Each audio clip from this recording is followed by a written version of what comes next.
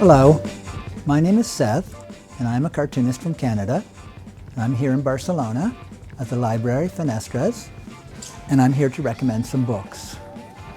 The first of the three books I'm going to recommend is Pittsburgh by Frank Santoro. This is a book that came out about a year ago, and I only read it recently, and I know Frank's work, but I was really bowled over by the beauty of this book. But what was interesting about it was, to me as a cartoonist, was the great sophistication of how he told the story. He used words and pictures in a really unique way that I haven't seen maybe anyone else using. And so, as a modern contemporary graphic novel, I thought this was extremely beautiful. The second book I'd like to recommend is Chris Reynolds. This book is called, in English, it's called The New World. And Chris Reynolds is an artist from England, and I've known his work since the 1980s, and in fact most of the work in this book is from the 1980s. It's a collection of the best of his work, and to put this up front, I edited this book, so I don't want to pretend I wasn't involved with it. But it's not my work, but it is work I deeply love, and the reason why I love Chris Reynolds' work is because it is mysterious work. There's a strange quality to the stories that sometimes they don't make sense. They're very obscure. The characters are odd. And unlike a mystery, you never figure out what's going on. It's always left mysterious. There's a kind of a deep center to the work that remains mysterious no matter how many times you read it. And I've been reading these stories over and over again for 30 years. And I've continued to be interested in them. And the artwork is bold and dark and very like film noir. And I think that this is a book that rewards return visits. And the final book I'm going to talk about is a prose novel, Anita Brookner. Anita Brookner is my favorite author.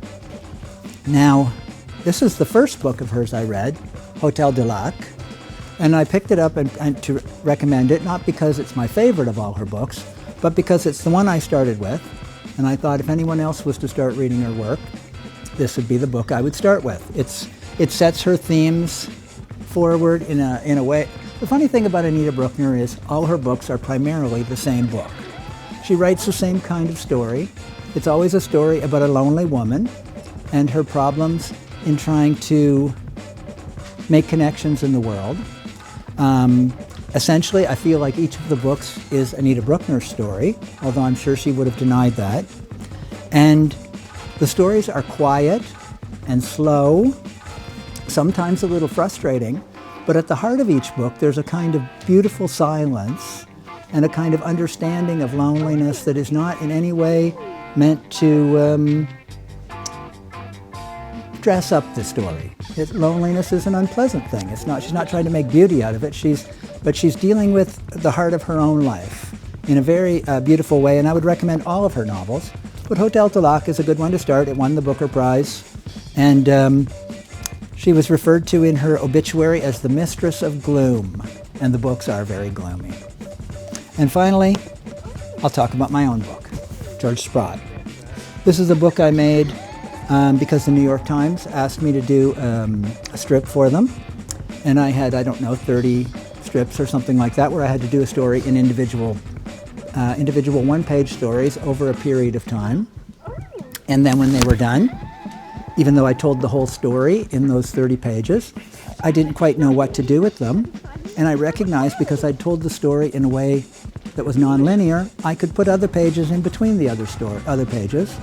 And as I played around with it, it became a book in itself.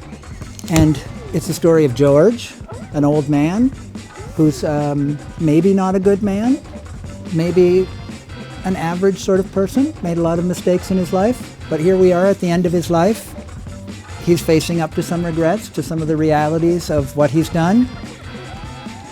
And you go with him in the last days of his life.